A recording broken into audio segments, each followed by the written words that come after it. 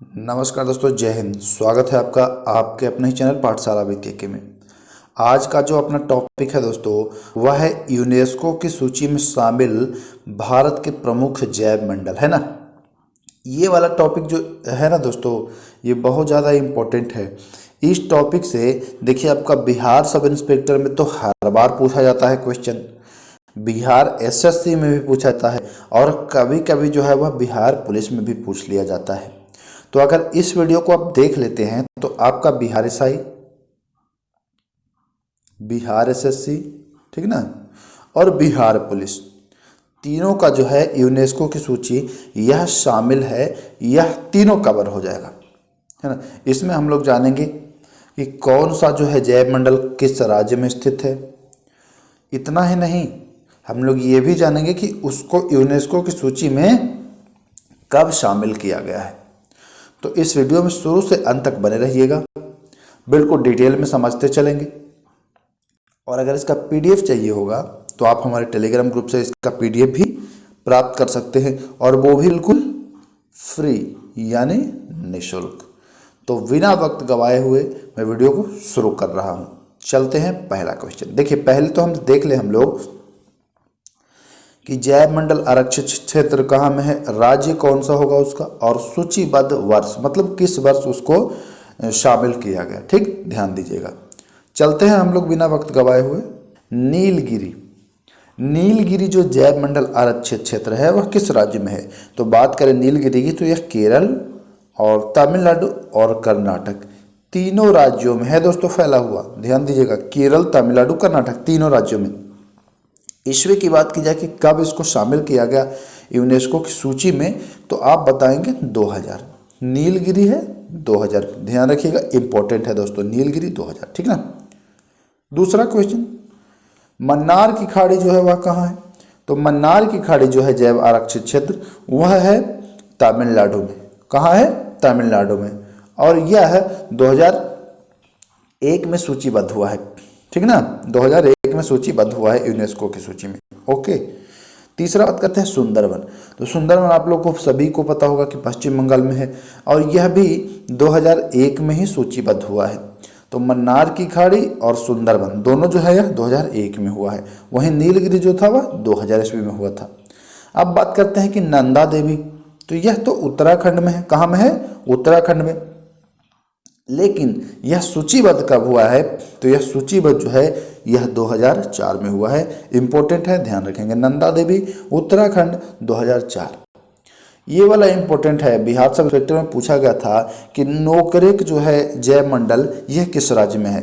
तो सबसे पहले तो यह बताएंगे कि मेघालय राज्य में है, और यह गारो हिल्स का ही भाग है, जिसे 2009 में शामिल किया गया है यूनेस्को की सूची में। तो देखिए, जो जो यूनेस्को की सूची में शामिल है उस वाले को जरूर पूछ लिया जाता है एग्जाम में। वैसे इससे हटके भी पूछा जाता है, लेकिन ये वाला इंपॉर्टेंट हो जाता है ज़्यादा। वहीं अगर बात करते हैं पंचमढ़ी, तो यह मध्य प्रदेश में है, जो 2009 में इसे भी शामिल किया गया है, ठीक ना। तो 2009 में शामिल होने वाले कौन कौन हैं? नोकरेक हैं, पंचमढ़ी हैं, और अगला चलते हैं हम लोग सिमलीपाल, जो कि उड़ीसा में है, और यह भी 2009 में है। ठीक, तो 3 हो गए 2009 में, नोकरेक, पंचमढ़ी और सिमलीपाल, मेघालय, मध्य प्रदेश और उड़ीसा 2009। अमरकंटक, तो अमरकंटक 2 राज्यों में फैला है, मध्य प्रदेश और छत्तीसगढ़। ठीक, ये 2012 में इसको शामिल किया गया है। कब शामिल किया गया है दोस्तों? 2012 में। ध्यान दीजिएगा, अमरकंटक जो है 2012 में इसको शामिल किया गया है, मध्य प्रदेश और छत्तीसगढ़ राज्य में फैला हुआ है। उसी प्रकार से अचान कमार, अचान कमार जो जैव आरक्षित क्षेत्र है, यह भी मध्य प्रदेश और छत्तीसगढ़ में फैला हुआ है, और इसका जो है यूनेस्को की सूची में शामिल होने की स्थापना वर्ष की बात की जाए तो यह भी 2012 में ही शामिल किया गया है। इंपॉर्टेंट है, ध्यान दीजिएगा। देखिए दोस्तों, एक बार इस वीडियो को देख लीजिए और एक बार पीडीएफ से रीड कर लीजिएगा, बस 2 बार में आपका बिल्कुल याद हो जाएगा, बिल्कुल आसानी से, और फिर आपका एग्जाम के लिए सुनिश्चित हो जाएगा 1 नंबर। अगर यहाँ से क्वेश्चन आते हैं तो बिल्कुल आपका सुनिश्चित हो जाएगा। आज का ग्रेट निकोबार, तो यह अंडमान निकोबार द्वीप समूह का हिस्सा है, और यह है 2023। कब? 2023 नहीं, 2013, ध्यान दीजिएगा, हमारे चक्कर में आप भी गड़बड़ा जाएंगे। 2013 में इसे शामिल किया गया यूनेस्को की सूची में। ओके, अगस्त मलाई इसे तमिलनाडु में यह है स्थित, मतलब तमिलनाडु राज्य का ही हिस्सा है, और 2016 में इसे यूनेस्को की सूची में शामिल किया गया है। तो कोई दिक्कत यहाँ नहीं होनी चाहिए आपको। अगला है कंचनजंगा।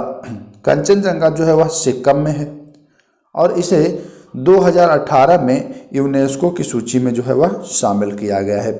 अब देख लेते हैं इनके अलावा कुछ महत्वपूर्ण जैव मंडलीय आरक्षित क्षेत्र और भी हैं इनके अलावा, जो हमने अभी पढ़ा ऊपर में। ठीक, देख लेते हैं कौन कौन है। मानस जैव मंडलीय आरक्षित क्षेत्र जो है वह किस राज्य में है? तो मानस जो है यह असम राज्य में है और इसे जैव मंडल घोषित कब किया गया? तो 1989 में इसे जैव मंडल घोषित किया गया। ठीक ना, जैव मंडल इसे कब घोषित किया गया? 1989 में। आगे चलते हैं डिब्रू सैखोवा। देखिए ये सारे क्वेश्चन जो है आपको एग्जाम में मिल जाएंगे और पूछा जाता है, बार बार पूछा जाता है, क्योंकि ये बहुत ज़्यादा इंपॉर्टेंट है ये सारा। तो डिब्रू सैखोवा जैव मंडल आरक्षित क्षेत्र जो है वह किस राज्य में है? तो यह असम में है। हूबहू पूछता है कि डिब्रू सैखोवा किस राज्य में? असम में है। और इसे जैव मंडल आरक्षित कब घोषित किया गया? तो जैव मंडल आरक्षित इसे घोषित किया गया है 1997 में। कब? 1997 में, ध्यान दीजिएगा। अगला चलते हैं दिहांग दिवांग जैव मंडलीय आरक्षित क्षेत्र। दिहांग दिवांग जैव मंडलीय आरक्षित क्षेत्र की बात की जाए कि किस राज्य में है, तो आप बताएंगे सर ये तो अरुणाचल प्रदेश में है और ये 1999 में जैव मंडल आरक्षित क्षेत्र बना है। कब बना है? 1999 में। ठीक ना। कक्ष कारण जैव मंडलीय आरक्षित क्षेत्र किस राज्य में है? तो यह गुजरात में है जैव मंडलीय आरक्षित क्षेत्र और इसे 2008 में जैव मंडल घोषित किया गया है। कब घोषित किया गया है? 2008 में। ध्यान दीजिएगा, ये वाला इंपॉर्टेंट है।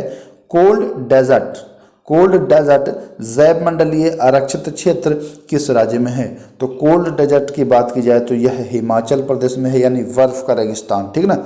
तो ये 2009 में इसे घोषित किया गया है। 2009 में इसे घोषित किया गया, ध्यान दीजिए 2009 में जैव मंडल घोषित किया गया है, याद रखिएगा, कंफ्यूज नहीं होना है। शेषाचलम पहाड़ी जैव मंडलीय आरक्षित क्षेत्र जो है यह किस राज्य में है? तो यह आंध्र प्रदेश राज्य में है। किस राज्य में है? आंध्र प्रदेश राज्य में। और यह 2010 में जैव मंडल घोषित किया गया है। यह इसका जो जैव मंडल घोषित वर्ष पूछे कि कब हुआ है, तो आप बताएंगे कि यह 2010 में जैव मंडलीय क्षेत्र बना है जो कि आंध्र प्रदेश में है। पन्ना की बात की जाए, पन्ना जैव मंडलीय आरक्षित क्षेत्र किस राज्य में है? तो यह मध्य प्रदेश में है। पन्ना जो है वह मध्य प्रदेश में है और इसे जैव मंडल घोषित आरक्षित क्षेत्र घोषित किया गया है 2011 में। तो ये भी याद रखिएगा। अब देख लेते हैं क्या है नोट में, क्या लिखा हुआ है। क्षेत्रफल की दृष्टि से भारत का सबसे बड़ा जैव मंडल आरक्षित क्षेत्र जो है वह मन्नार की खाड़ी है। क्षेत्रफल की दृष्टि से मन्नार की खाड़ी कहाँ में है? तमिलनाडु, अभी हमने बताया था। एवं सबसे छोटा डिब्रू सैखोवा है। सबसे छोटा कौन है? डिब्रू सैखोवा। हमने अभी आपको बताया है कि डिब्रू सैखोवा कहाँ में है, तो कमेंट जरा कर दीजिए कि जो डिब्रू सैखोवा है यह कहाँ में है। तो ये थे दोस्तों भारत के जैव मंडल आरक्षित क्षेत्र। इनमें से कुछ जो थे वो यूनेस्को की सूची में शामिल थे, तो उनका हमने ईस्वी भी देखा कि उनको कब सूचित यूनेस्को की उसमें शामिल किया गया है। ठीक ना। और उसके अलावा भी हम लोगों ने पढ़ा कि और जैव मंडल आरक्षित क्षेत्र कौन कौन से हैं और उनको कब घोषित किया गया है। तो इनके और इनके राज्य के बारे में हमने पढ़ा और साथ ही साथ हमने ये भी पढ़ा कि यह किस वर्ष घोषित किया गया है या किस वर्ष यूनेस्को में शामिल किया गया है। ठीक ना। तो इतने सारे जो क्वेश्चन थे ये सारे एग्जाम में आपको देखने को मिलते रहते हैं। तो इन क्वेश्चंस को आप याद कर लीजिएगा। इसका पीडीएफ चाहिए तो आप हमारे टेलीग्राम ग्रुप से जुड़ के ले लीजिए। टेलीग्राम चैनल का लिंक इस वीडियो के डिस्क्रिप्शन में दे दिया हूं, या फिर टेलीग्राम में जाकर सर्च करें पाठशाला विद के, वहां आपको ये मिल जाएगा। तो फिर मिलेंगे इसी नेक्स्ट टॉपिक पर, तब तक के लिए नमस्कार, जय हिंद।